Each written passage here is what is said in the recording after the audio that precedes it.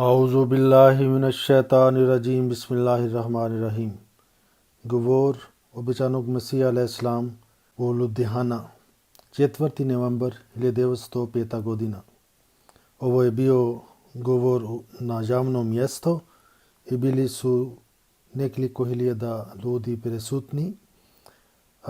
Pošto ovaj govor je na urdu jezik, ja pročitam od urdu, ali ako negdje ne bude nešto jasno, onda znači moja je greška što nisam mogao da tumačim kako treba. Ali kasnije kada bude štampana ova knjiga, možda onda će biti vam više jasnije. Ali ja ću pokušati da učim kako stoji ovaj na urdu jezik. I ovo je govor on držio u grad Ludhiana. Ovaj grad sada se nalazi u Indiji, 4. novembar 1905. godina. क्या इल्तिजा करूं कि मुजस्सम दुआ हूँ मैं.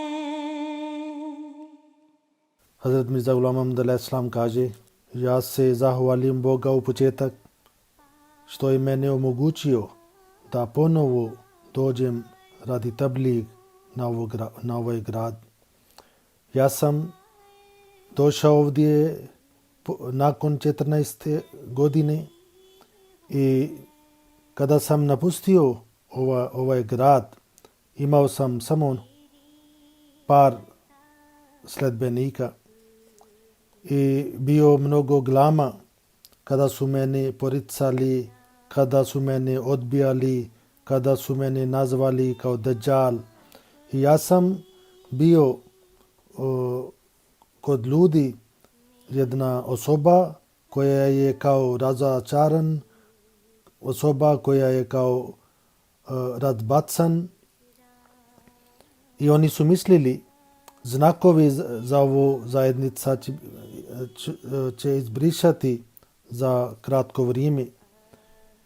Ali za ovo svrh oni su planirali veliki planove i gajali su neki zavjere, i jedan veliki zavjer koji oni su napravili protiv mene i mog džamata je da što su dali fetva za nevjerovanje kao za kafir i okružili taj fatva u sili Indija.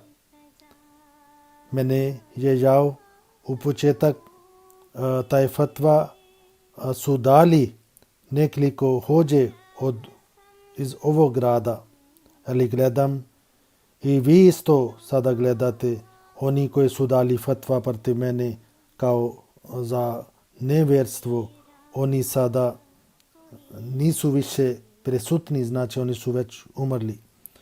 I sa Božje pomoć ja sam još sam živ i Allah učinio da moja zajednica napreduje. Ja mislim ova fatva za kufar što su napravili protiv mene i okružili gradovima u cijele Indija i skoro 200 hođe i neki vođe, oni su tamo stavili svoje potpise i udarili su svoje pečeti. I oni su na ove fatva oni su rekli kao za ovo čovjek je nevjernik, on je kafir i on je Dajjal, on je varalica i čak je najveći nevjernik. Šta su mogli, oni su učinili protiv mene i pisali protiv mene. Ovi ljudi su mislili i kroz ovo oružje oni će završiti ovaj pokret. Ali u stvarnost, ako je ovaj pokret bio osnovana od ljudskog plana i ako je bio ovo laž, onda taj fatva bio jedan veliki oružje za uništenje ovaj pokret. Ali pošto ova zajednica je Allah osnivao. I onda kako je moguće da kod ovi ljudske planovi ili neprijateljstvo i ova zajednica bi uništila. Koliko su povećali ovo neprijateljstvo i toliko Allah povećao veličanstvenost i čast za ovaj pokret. I ljubav Allah okorinio srcima ljubav za ovaj džemat. I danas ja se zahvalim Boga da bio jedan doba kada sam dolazio na ovaj grad i bili su samo šaka ljudi sa mnom. I vrlo malo broj ovi ljudi su bili uz mene. Ali sada je taj doba da vi gledate jedno mnoštvo zajednica postoji uz mene. I ovo broj od ovaj zajednica već stigla do 300.000 i ovaj zajednica napreduje iz dan u dan. I sigurno broj od ovoj zajednica će stići do nekoliko stotine miliona ljudi. Zato gledajte, ovo velika revolucija. Ako ovo nije posao od čovjeka, ljudi od ovog svijeta, oni su željeli da uništaju znakovi za ovaj pokret. Iako oni su mogli odavno, oni bi brišali ovo zajednica. Ali ovo je Božje dijela. Kada on odluči za neke stvari, ne može niko njega zaustaviti. I ovi stvari koje ljudi planiraju, ali Allah ne želi da stvara njihov plan. On ne dozvoli da tako se dešava. Zato razmislite u tome. I sve hođe, sve olema i ovi poglavari, oni su stojali protiv mene zbog ovo moj slučaj. I ljudi od druge religije. I oni su odružili ljudi od druge religije za moje suprotstavljanje.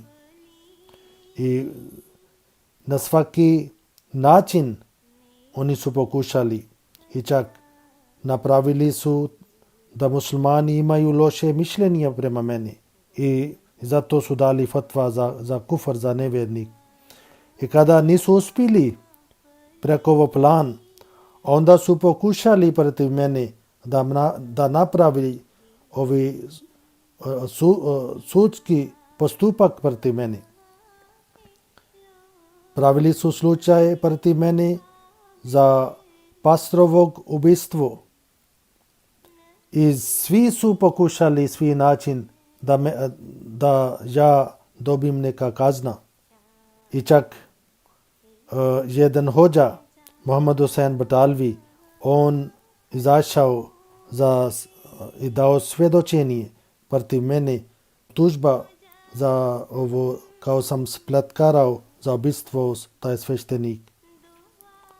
I on želio da ja budem uhvaćan i budem zagrabljen i da budem kažnjen. I od Muhammad Hussein, njegov pokušaj se pokazuje da oni nisu imali nikakvi moć da dokaze i argument što sam prenio za moje tvrdnje. Pošto ovo je taj stvar kao jedna pravila, kada neprijatelji bude bez pomoć, kada nema moć sa argumentima, i onda oni pokušaju da ubijaju svoje druga strana da bi njega pravili kriv. Ili da želi da njega istiraju iz domovima i planiraju sve vrste planovi i zavjeri protiv njega.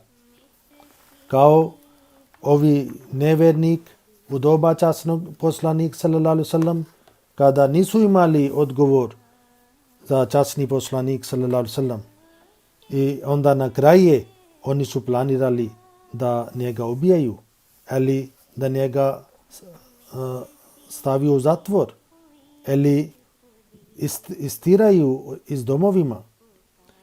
I oni su mučili i proganjali sledbenik od časni poslanik sallallahu alejhi ve sellem.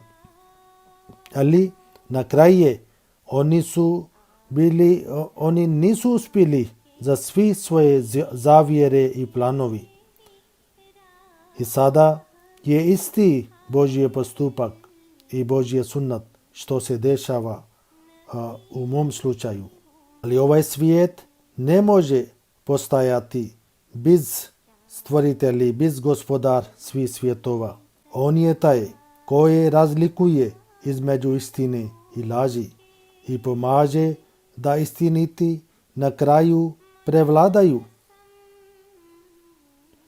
I na ovo doba Allah opet pokazao svoje ovo moć. Ja sam jedan živi dokaz i znak za njegovi potpori. I vi svi sada gledaju.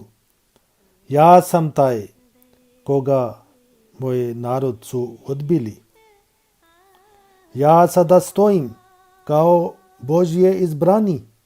Vi mislite, neka razmislite o tome.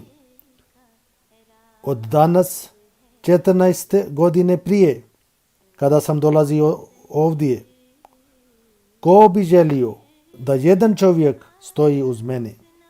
Sve olema, hođe, ovi drugi vođe i sve pošteni ljudi, svi su željeli da ja budem uništen i željeli da ovaj pokret bude uništen. Oni nisu nikad željeli da naš ovaj džemat napreduje.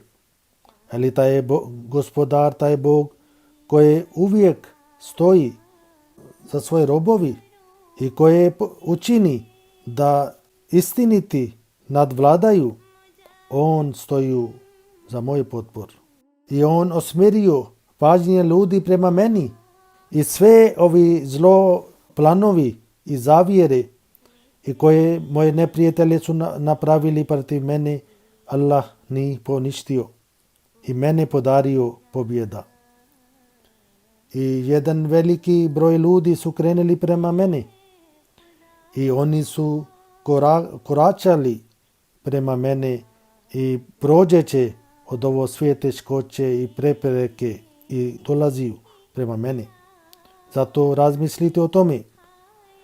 Da li može jedan ljudski plan donesi takve vrste pobjede ako ljudi od utisaj koje su skloni uništaju jedna osoba i sve vrste oni planiraju i da opali jedna opasna vatra, ali on prođe uspješan od ovo sve problemi. Ne može nikako. Ovo su Božje djela koja on uvijek pokaže za svoje robovi. Allahumma salli ala Muhammadin wa ali Muhammad.